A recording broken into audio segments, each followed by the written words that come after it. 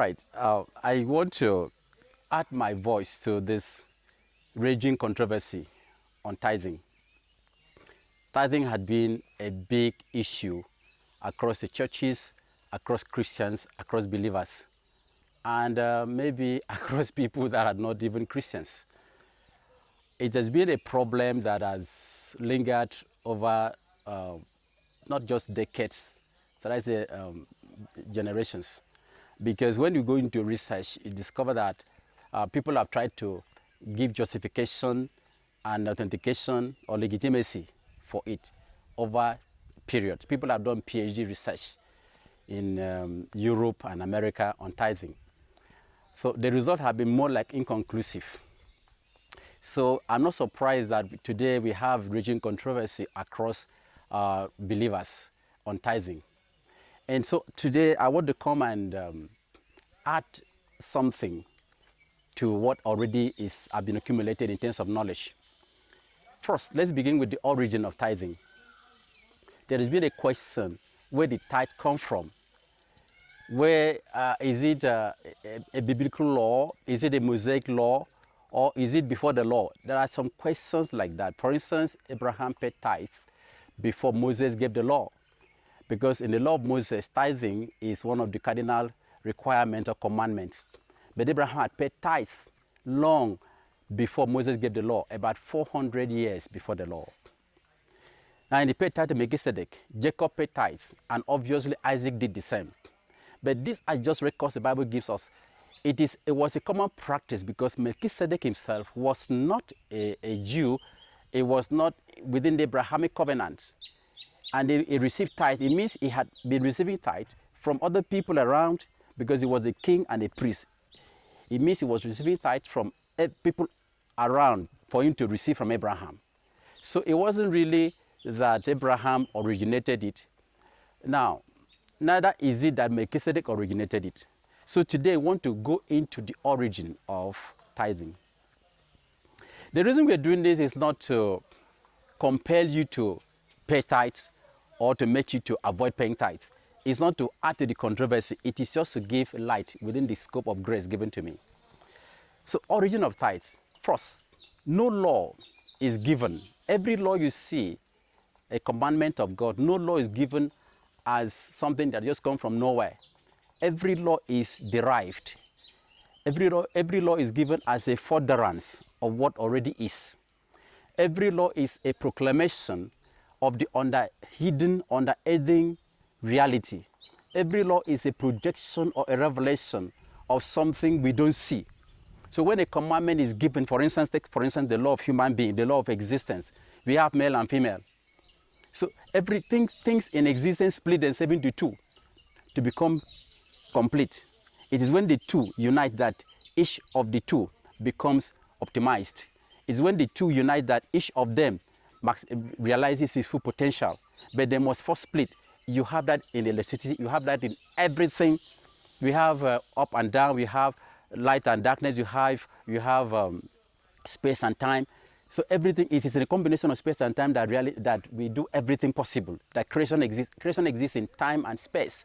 But there must first be a split. We have spirit and flesh. It is this split, when united, that either of them becomes optimized or maximized.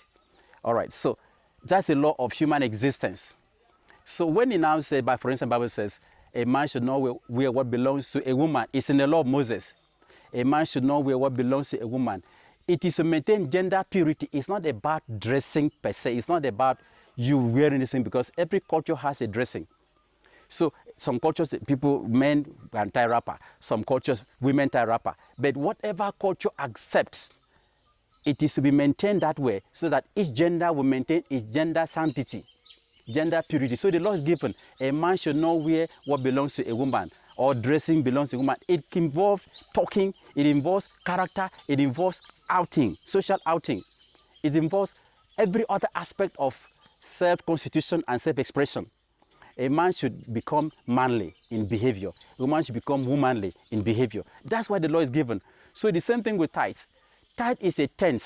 Tithe means a tenth, 1/10 of. So a tithe is derived. The law of tithing is derived from nature. we live in a decimal universe. Decimal here means number 10 runs the universe. For instance, 10 is inherent in matter. We have 10 major divisions of matter. We have ultimatomic division of matter. We have subelectronic. We have electronic. We have so up to 10 divisions, of matter to make up the physical universe. So everything that we now have evolved from the matter, which is divided into 10 major segments. And human being is a derivative, is what came out of it, is formed out of matter. And you see, human being carries 10 as a natural expression. You have 10 toes, you have 10 fingers. Nobody creates these things. Nobody made these things to be. Nobody decides, I want to have 13 fingers, 15 fingers. But you don't have variations. It is given. That's the law. So 10 is inherent. 10 is not something it's not something we create. It's not something we imagine. It's not something we can change. So because I've said, some people say, oh, you can choose to give 15%. You can give to 10, give whatever percent, 30%, 20%, and if you give 10%, that's the Old Testament. No, 10 is inherent. It is a given. It is not something we modify. It's not something we can change, because you cannot modify your fingers and say, I don't like 10 fingers I have, and I want to make them 15. Or when I give birth to my child, I want my child to have 20 fingers. It will not happen, because it is given. So it is in this reality that the number 10 or 10th came to be. It is inherent in matter. So as human beings evolve in their development, evolve in their civilization, evolve in their understanding, so there's a way their mentality also evolved alongside. In the course of the evolution, so there's something that is consciously known. For instance, nobody taught somebody how to eat food. There is no law telling you, plug this in, put in your mouth, put food in your mouth. It is inherent. Nobody taught people how to recognize this is a woman, and then the man is a woman. It is inherent. So nobody taught somebody how to go to and then pass out waste product. It is inherent. Nobody taught somebody how to sleep. So these things are inherent. So you discover that as we grow and evolve in our knowledge and mentality, we also grow to understand reality around us, become aware of our environment, and the laws are the instinctive laws of existence. Tithing is like that. Tithing evolved in the course of religious development, because as human beings grew, they started worshiping whatever they worship. Some worship water, some worship stone, some worship trees, some worship animals, some worship the solar system. So in the course of worship, because there's this consciousness of the otherness, this consciousness of the higher world, this consciousness that people think something exists beyond what they see. There's this God awareness in human existence, in human consciousness. So that prompts them to begin to wonder, how did they reach out to what they don't see? How did they conquer the environment? So religious system evolved. As religion evolved, there were people that began to take professional responsibility in terms of offering people guidance, offering people direction, offering people answers to questions about existence. So they became like priests. Those people became like priests. So other people consult them. Some became seers. They can tell you this, can explain some things. They seem to have some endowment.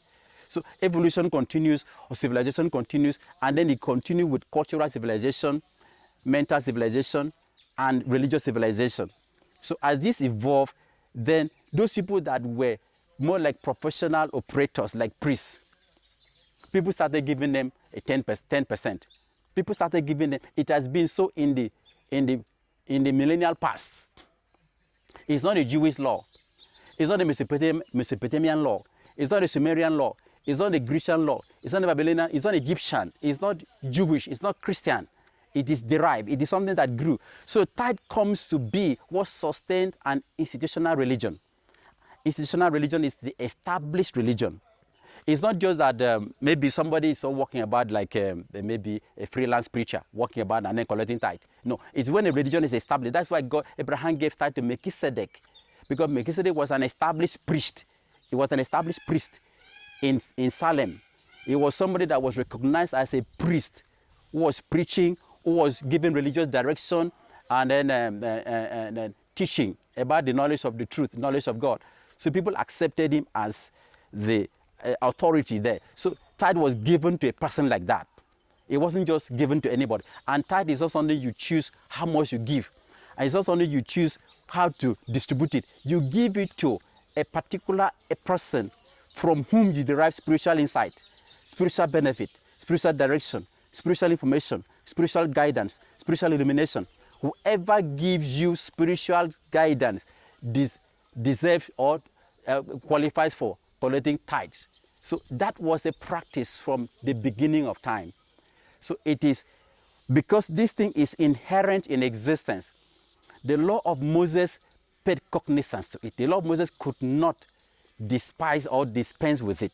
So it was incorporated into the law as a requirement or something needed to sustain religious system as they build the priesthood. Take for instance, Moses did not collect tithe when they left the wilderness, when they left Egypt rather, in the wilderness. They didn't collect tithe. If you look at Exodus chapter 24 and chapter 25, when Moses collected offerings to build the tabernacle, there was no if, it was just free will offering. So because tithe is not collected until there is an established religious system where you have priesthood who are professional operators of that system.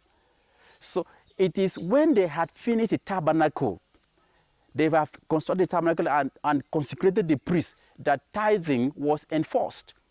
So tithing is not enforced until there is an establishment of a religious system that people resort to for guidance, people resort to for instruction, people resort to for direction and information about God, or for teaching about spiritual reality, or for knowledge of the truth.